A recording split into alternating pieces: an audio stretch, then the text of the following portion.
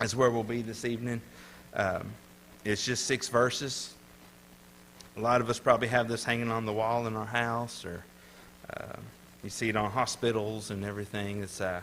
There's some of those just verses or those chapters that are just there, like John 3:16, Romans 3:23. Psalm 23 is another one. That's a good one. And I thought it would be a great idea for us just kind of look at this tonight before we get into our time of sharing. I thought it'd just be neat to kind of look at the 23rd Psalm. We're going to go through the whole thing, and you think, man, are we going to be here all night? It's just 6 verses, okay? I promise we won't be here all night. Okay, so when I think about the 23rd Psalm, I think about peace. And I'm thankful that God gave us peace. I'm thankful that He gave us the gift of it, because everyone's looking for it. They may not tell you they are, but they're looking for peace. And a lot of people find it in different ways. But the Lord gives it to us. It's a fruit of the Spirit. He gives us those things. And so when I think of Psalm 23, I think of the peace of a Christian. So I think a peaceful Christian is a powerful Christian. But we're powerful when we have peace, because, worry is the name of the game today. Worry, fear, anxiety, stress. And so I think this week, when you sit around the table and everybody kind of does share one thing to be thankful for, you're always going to have somebody. It may not be your family, but there's going to be somebody to think, I ain't got nothing to be thankful for. I've got nothing. It's been a terrible year. My business has failed. Whatever it is. And so if you don't have the peace that the Lord can give you, it may not be a very thankful time for you this year. So worry is the name of the game today. And a lot of times we worry about things that we can't even control when we think about it. It's easy to worry about those things that aren't under our control. And I think in my life, a lot of times I don't want to give Christ ownership of my anxieties and my worry and my stress, because it means I have to let go. It means I'm not in charge. And so I don't want Him to have control, because I don't want to give up that control. And maybe I think I don't give God enough credit to think that He can do it. That He may not be able to do what I'm thinking that He can do. And so I don't want to give Him, I don't want to give it up. And so we all get there sometime, and you may be there right now. You may be here at this service just kind of with a little bit of worry or anxiety or whatever. That's human nature. But I tell you, Jesus comes to give us peace. And so when we operate under this knowledge, God becomes more real to us, and we get peace in our lives. God gives it to us, we cultivate it, and we have peace in our lives, and it comes from Jesus. So it's almost like we can reach up and almost grab Him. We feel secure when something's within our reach.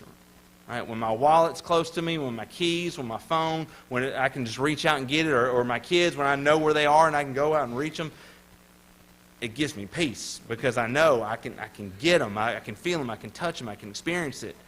And so Jesus, the 23rd Psalm, is almost like, I'm giving you a direction to grab me. I'm giving you authority to just reach and hold on to me and hold on to the peace that only He can give. And so we take that peace wherever we go. The peace of God doesn't just come upon us when we're in church. It doesn't just come upon us when we're doing things or reading the Bible. I mean, it's there with us everywhere, every day. And so let's look at Psalm 23. Let's talk about this ever-present God. And let's see what God says of Himself. And let's see about being that God that we can possess and feel.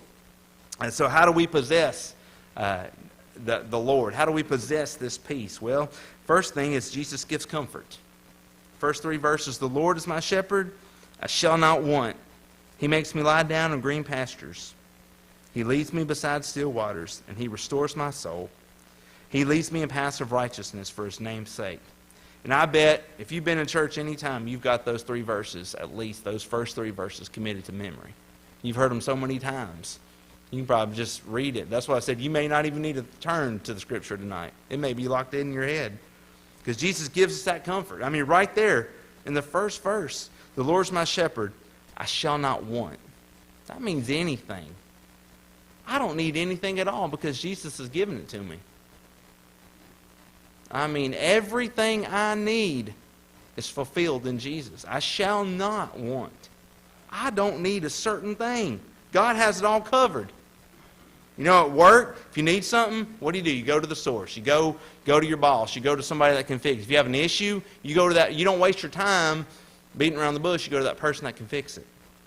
And when a child needs something, they go to the source, right? When my kids need a drink of water, they go to mom or dad. Why? Well, they know mom or dad can do it. They know mom or dad can give it to them. If a team needs extra money or somebody needs something, they'll go to somebody that they know can supply that for them, somebody that can give them what they need. They don't have to worry about it or wonder when that supply is going to come in. You know, my children don't care that I pay the water bill to give them the water they need. They don't think about that. They just enjoy the water, right? And so when you need something, you know, we have such courage and peace and comfort knowing that Jesus is going to give it to us, right? Well, we know what it cost him. It cost him his blood on Calvary, but most people, they just want it. They don't really care how they get it. They just want it. And Jesus is there to give it to us. They just know it's going to come. And so we go to Jesus saying, Lord, I need this. I need a little dose of this. And I'm just going to trust you to give it to me, Lord, however you see fit. And he's going to give it to us in different ways. He may not give it to me the same way he gives it to Andrew or John or Gary, but he's going to give us what we need. And so they go to that tangible, seeable object that they can develop a relationship with. You have a relationship with your boss. You have, because of what you know that person can do for you, right? So no one knows a product better than the manufacturer. No one knows a team better than the coach. No one, you know, when we operate with faith like this, we're declaring our dependence on the one who knows us best. We're going to Jesus because he knows us better than we know ourselves. So we go to the source. We go to the one that can give us those things, and he's coming to give us that comfort. So he knows us personally. He knows, he does more than just protect us. He gives us what we need, and he gives it to us eternally. And so he gives us that comfort, and I don't need anything. I'm going to lie down in a green pasture. And when you think of a green pasture, I think of something smooth and soft and nice. I just think of something where I enjoy being. I don't think of a rocky hillside or anything. I just think of a green, soft pasture on a nice spring day. I want to be there. I want that comfort that Jesus gives. I want to be in his presence. I don't need anything else because God's fulfilled it. He's given me everything that I need. And so he brings comfort to us. And what's the next thing? He gives us courage. Verse 4. Even though I walk through the valley of the shadow of death, I'll fear no evil, for you are with me. Your rod and your staff, they comfort me. And you prepare a table for me in the presence of my enemies. You anoint my head with oil, and my cup overflows. You know what? We can face anything because of who's on our side.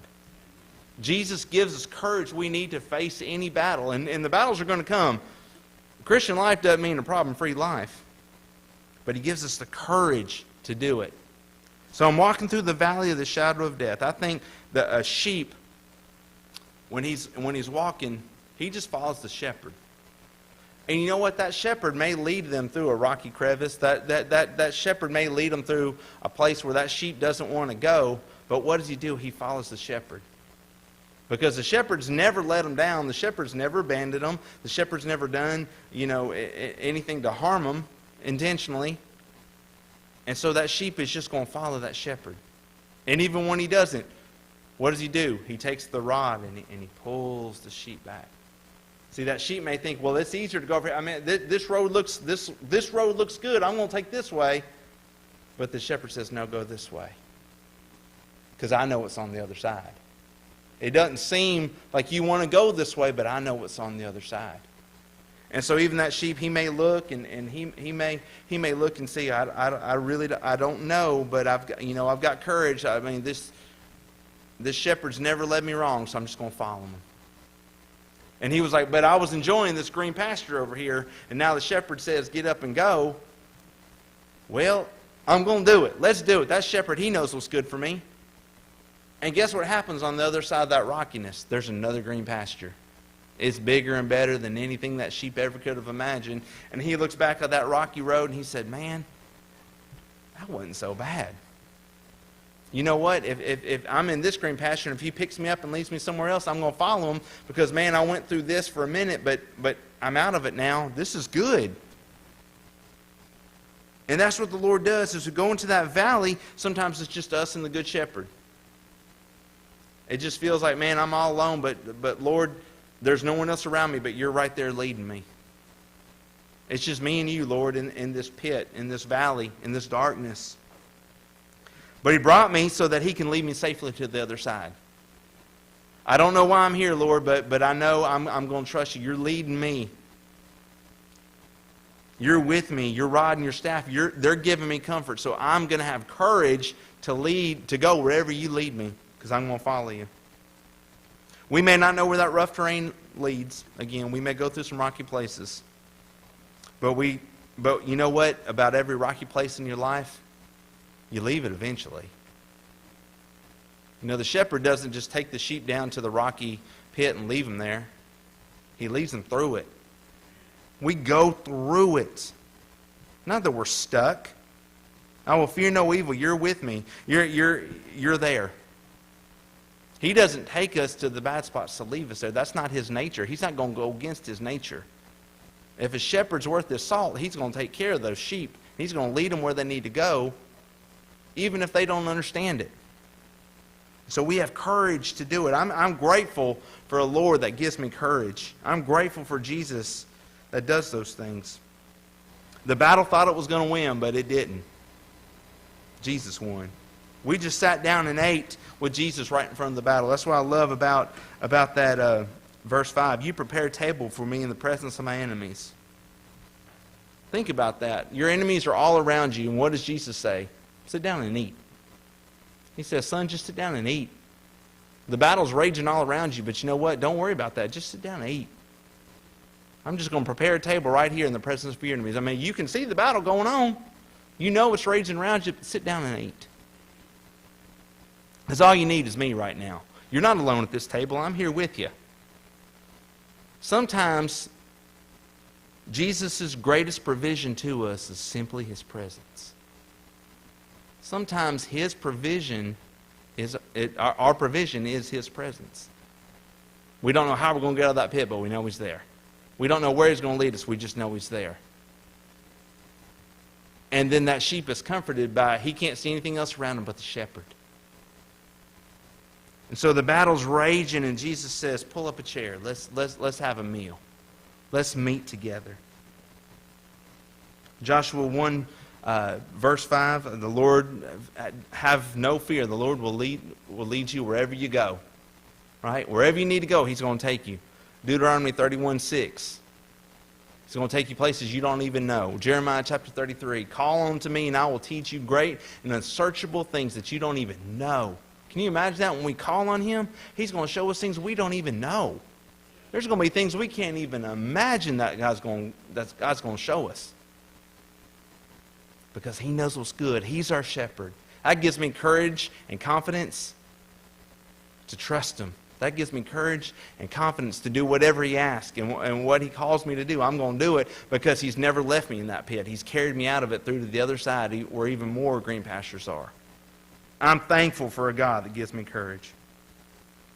What else does he do? He brings us comfort, he gives us courage, and then he renews our confidence. Verse 6, surely goodness and mercy shall follow me all the days of my life. It doesn't say till I hit a certain age. It doesn't say, it just says all the days of my life. There's no expiration date. Surely goodness and mercy shall follow me all the days of my life, and I shall dwell in the house of the Lord forever. I've got that word underlined, circled in my Bible.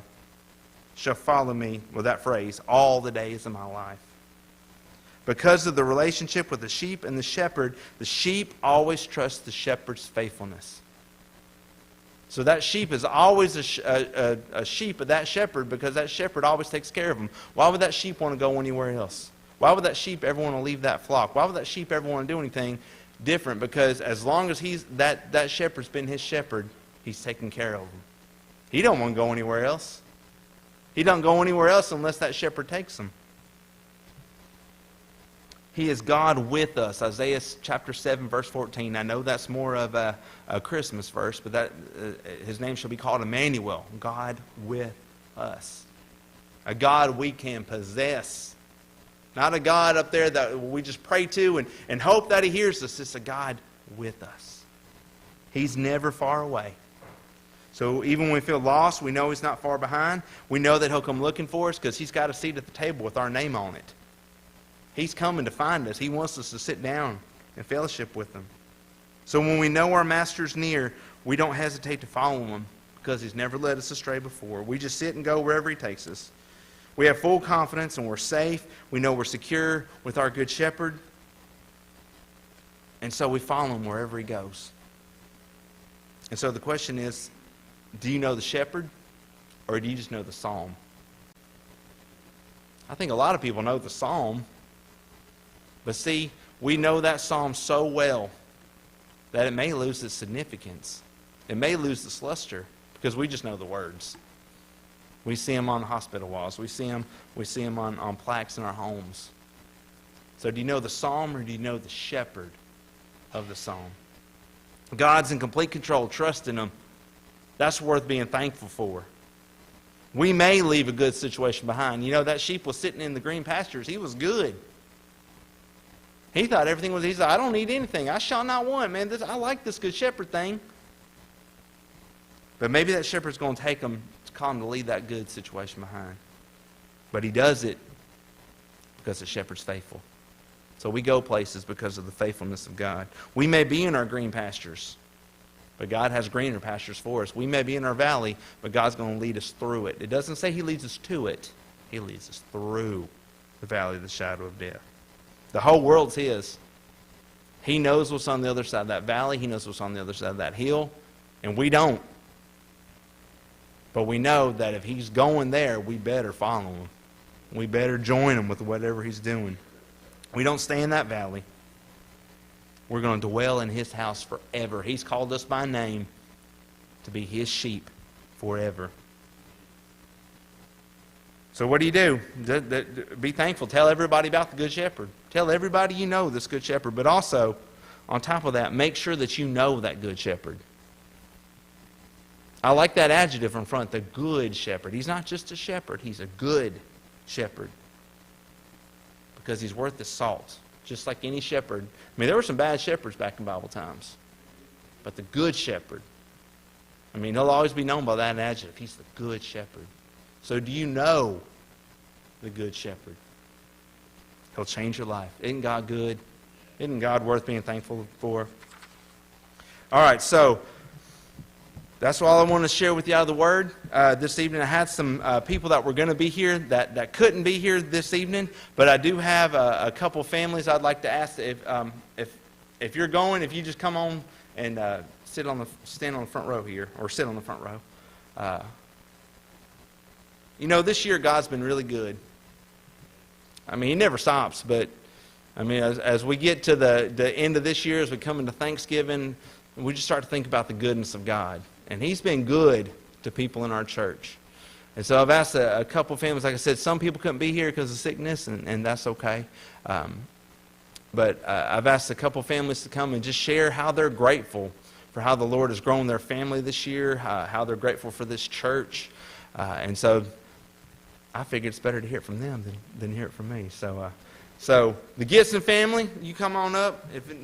If you don't want to, that's fine. But they're just going to share some gratitude that they have for what the Lord's done through the church and this year. So. You know, for us, it was moving here. You know, we were coming from a much bigger church and lots of activities for the whole family. And so we were a little bit hesitant. We were like, how are we going to find anything like this? Because me growing up in a small town, I knew that usually there wasn't as much for kids and all.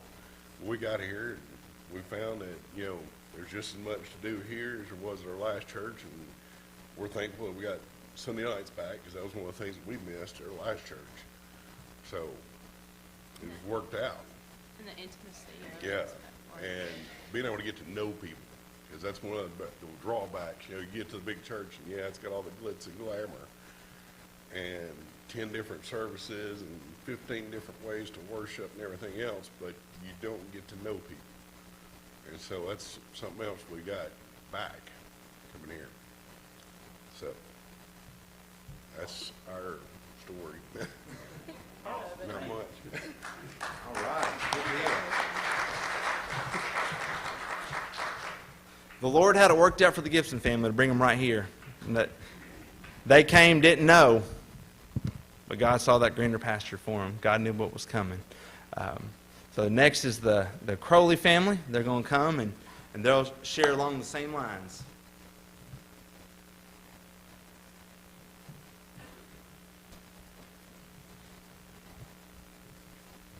Our story is a little bit similar to that. We moved 2 years ago in February.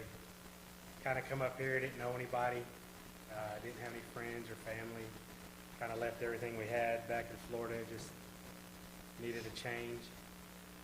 And we spent a year doing our thing in our little hole.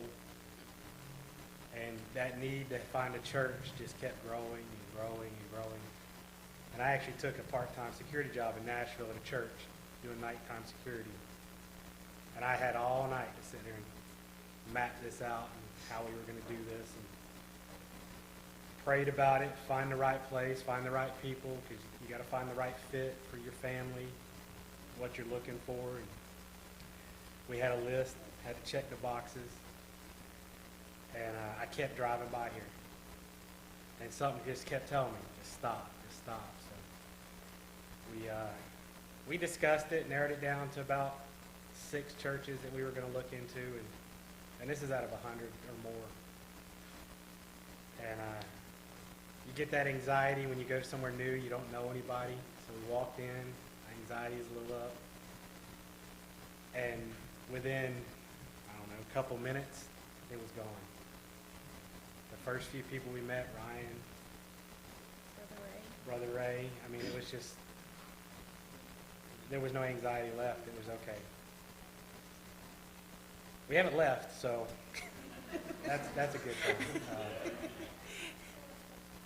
I can't even stress how thankful. I mean, there's just so much that I could go into. That between Ryan's class, I kind of got stolen out of Ryan's class and went to David's class.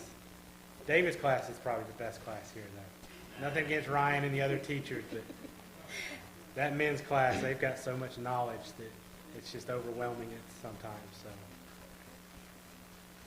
for me, it's more personal because I come from a smaller church.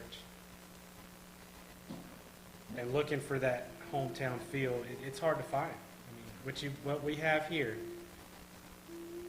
it's not everywhere. Our kids love it. I mean, it's just, I get asked more than once a week, once a day, we going to church tonight? So. And I've seen a difference in Dylan. I've seen a difference in Ava. And like I said, everybody goes above and beyond to help everybody out. And that's what I'm grateful for and thankful for with being part of this church. So. Thank you. Yeah, thank you. Thank you for sharing.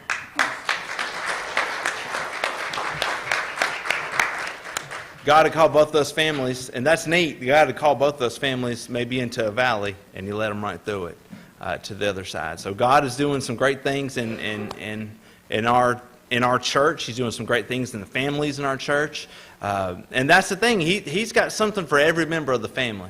It's not just something just for dad or just for mom, and everybody else just has to sit around and make the best of it, right? He's called everybody to do something great, and he's got a role for everybody. He's called everybody to do an awesome work, and He's got something for everybody here in this church and the greater church as a whole. So I'm excited. I'm ready. I'm ready to give thanks for what God's done. Brother Ward, do we have another song? Or okay, well, let's do another song, and then at the end we'll have a chance to continue on in our thankfulness. So Brother Ward's going to come up here, and let's pray, and we'll sing a song. Dear Lord, thank you